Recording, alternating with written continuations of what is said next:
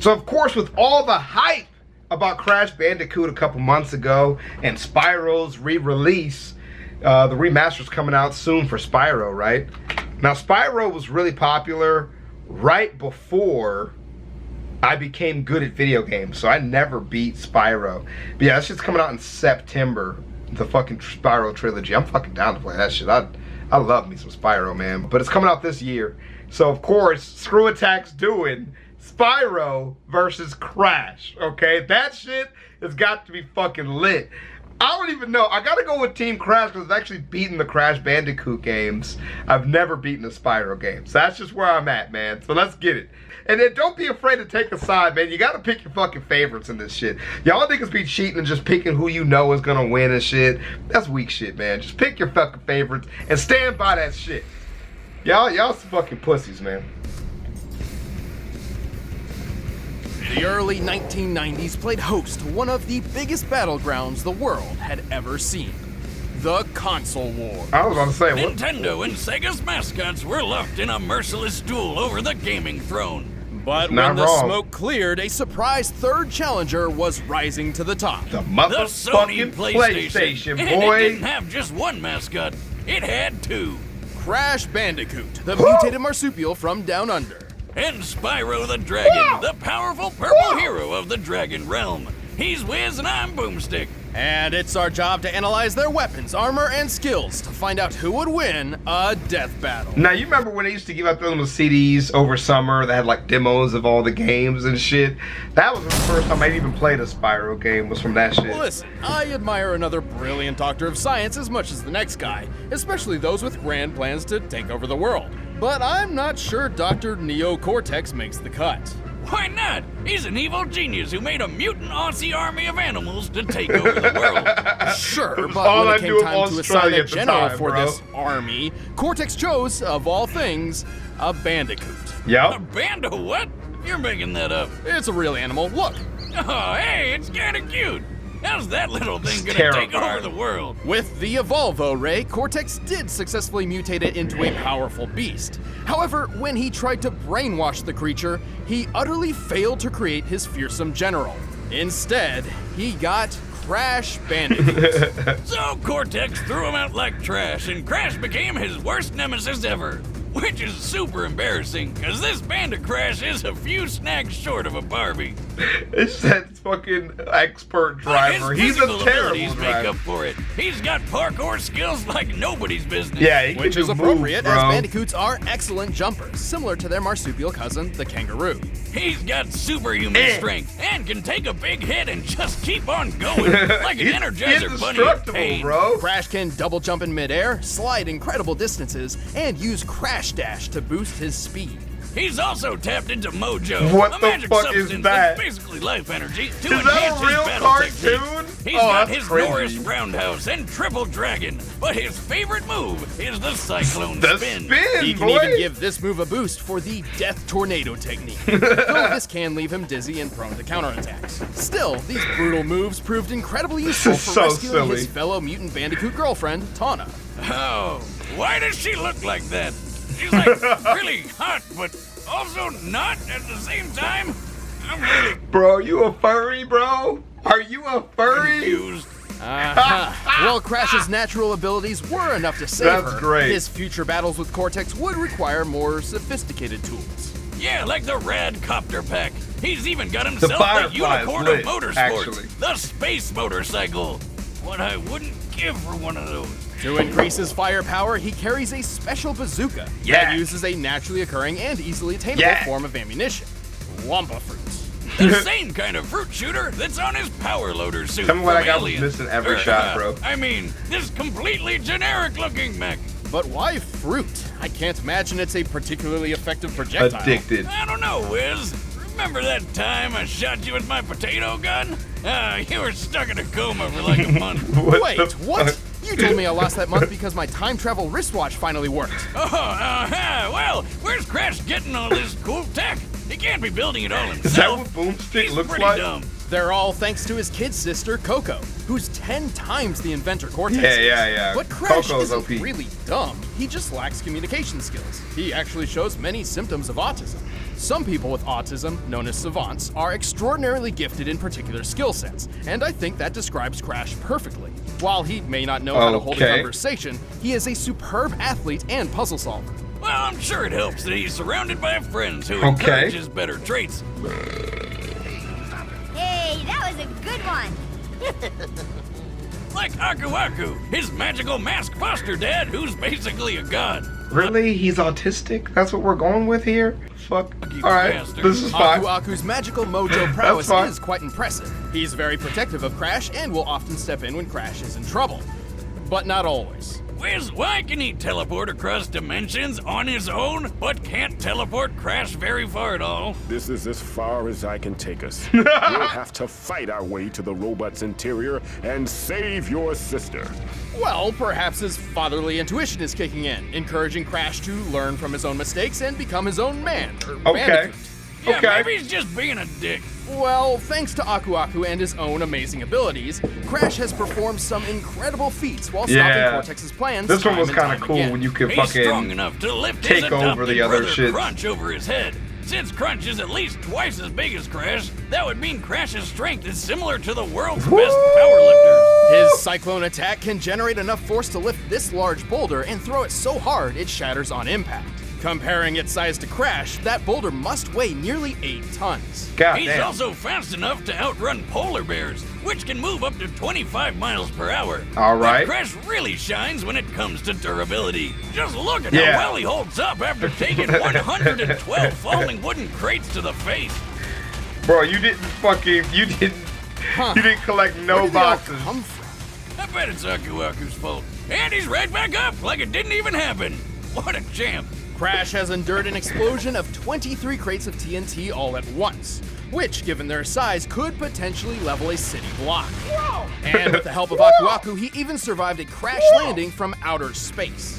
What the heck is up with his hair? This vessel was likely falling at 17,500 miles per hour, similar to the space shuttle's typical re-entry, which means the force of its collision would be equivalent to more than 2 million tons of TNT. God damn. Wait, but why didn't Aku Aku just teleport them to safety?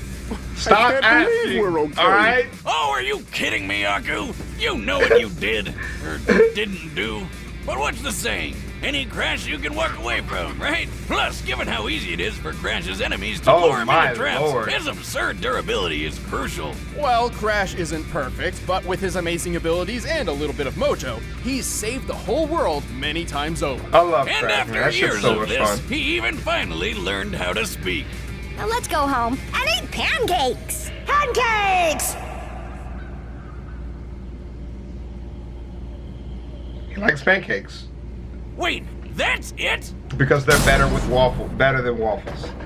Prophecy tells of a special purple dragon born every 10 generations. Now I don't know shit about Spyro, a hero bro. of his age. This was the legend of Spyro. But when the ancient Dark Master Malefor learned of this, he swore to destroy Spyro before he even hatched. By the way, there are at least 3 different timelines for Spyro, but we're mainly sticking with the Legend of Spyro version, because he can do pretty much anything the other ones can, and more. Plus, I think they're all the same Spyro reincarnated anyway, since that's what the prophecy says, and look, that's totally Skylands being made at the end of Dawn of the Dragon. Wild fan theories aside, Spyro was saved from Malefor's wrath by Ignitus, a guardian dragon. He decided to pull a Moses and send Spyro's egg floating down a river to who knows where. Okay, why do so many stories start with people just throwing babies into rivers? That's never a good idea. Wrong, Wiz. It worked out fine for Spyro. Sure he was did. Found and Don't put your by a baby family in of rivers, please. dragonflies. And even without fellow dragons around, Spyro grew up to be a pretty good fighter. He's strong, tough, and makes good use of his horns, tail, and claws. But not his wings. Not yet. Without a dragon's parentage, Spyro remained mostly grounded during his childhood. Right. But he got pretty good at using his head. Like the fun way, not the brainy stuff. You do not want to be on the other end of his charge attack. But one fateful day, everything changed. During a game of hide and seek with his quote-unquote brother, Sparks, they got into a bit of monkey business and, in desperation, Spyro unexpectedly breathed fire. This was Spyro's first hint that he was adopted. Hold up. You mean he thought he was an actual dragonfly the whole time?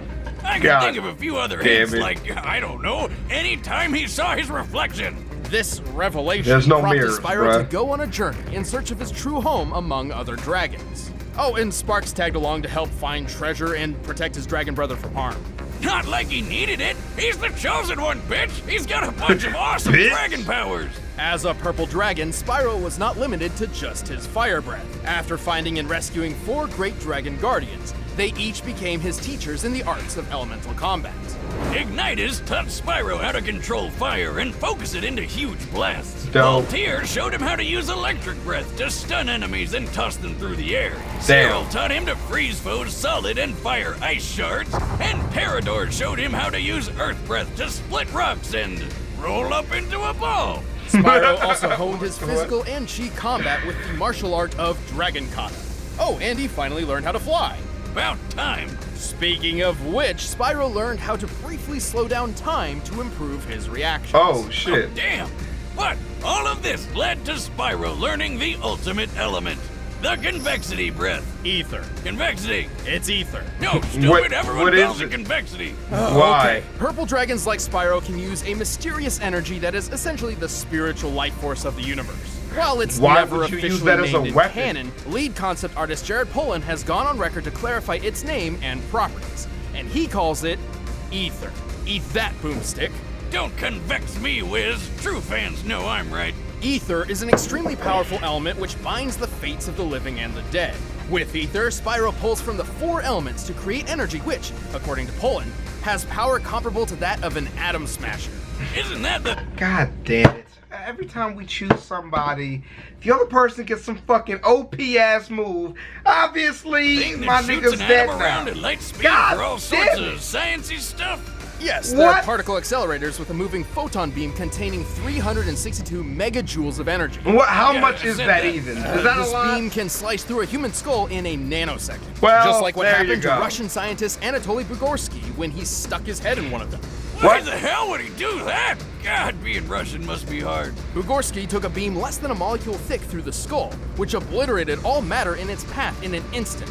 While he survived, half of his face around the microscopic hole in his head swelled, Is that- peeled apart, and was permanently paralyzed, while he experienced a blinding light he described as brighter than 1,000 suns. But there were easier ways to figure out if it was gonna do that than put your own head in it. Why did you put your own head in it? Hey, Spyro, what was that about? You didn't I have to don't put really your know. own head in it. I just felt like to I do had that. to hit it. And when I did, the power of 1,000 suns surged through my body. Just imagine if that beam was the size of Spyro's super breath. No, wait, you don't need to. We've seen what it's like when he killed the Ape King. Of course, Spyro's ether powers have other uses as well, such as curing his fellow dragon Cinder of malforce corruption. Is he shooting Okay. ghosts at her? What kind of magic were they smoking when they came up with that? But ether is Smoking on dependent that on a gas. balance between light and dark. Should a purple dragon fall prey to their own anger and hatred, they risk being consumed by dark ether, or nether, transforming into a blackened, rage-filled form. Spyro's Yeah. a really nice guy, but as Dark Spyro, he lets loose. He's That's what's stronger, up. faster, and way more violent. Unfortunately, when Spyro's consumed by dark ether, he cannot return to his old self on his own. But with friends like Sparks and Cinder at his side, he's always found his way back. Through the power of love. Well, that's alright, I Right, guess. Spyro? You gotta believe.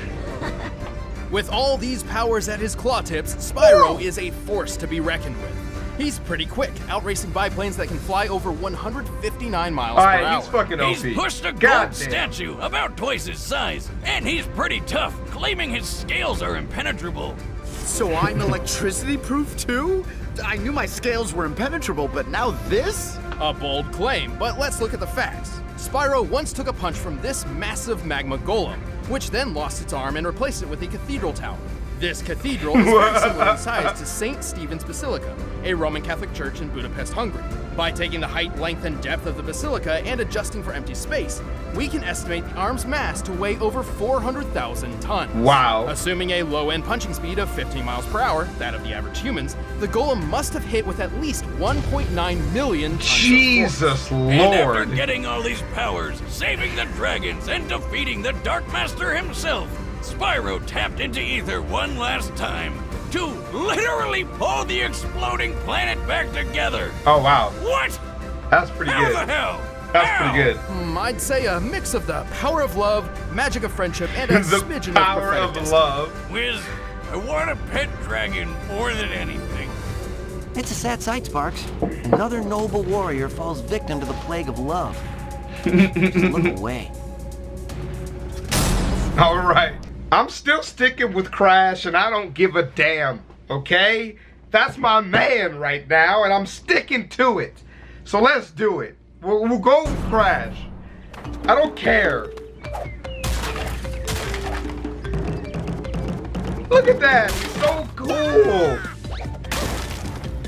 God, I'm so sad he's gonna lose. Come on. Weird. What are you doing?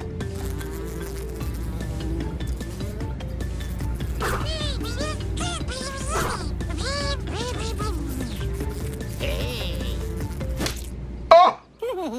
Oh! Sparks! What are you doing? He just murdered his brother. Oh my fucking god. Let's get it, Crash. You asked for it! That's not good, is it? Booga booga!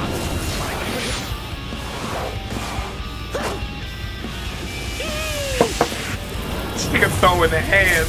Why? Why are you? You can't punch a dragon, Crash.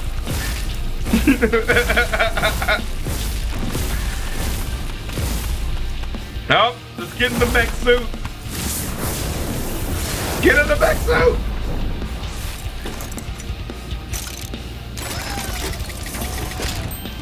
Yeah. Shoot his ass with fucking fruit. Wait a sec, was that a fruit? Shoot him with fruit. Ah, yeah, yeah, yeah. Oh shit. Oh shit. Okay, all right.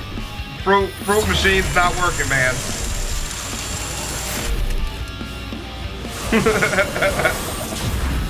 Oh shit. That's not good. Stay right.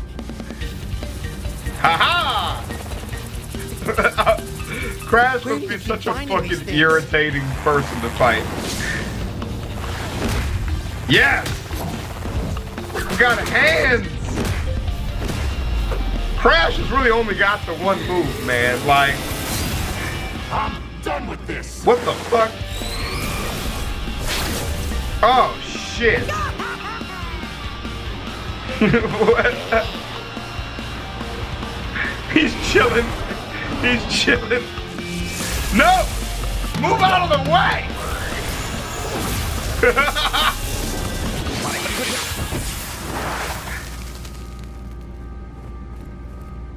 Nobody messes with me, pal.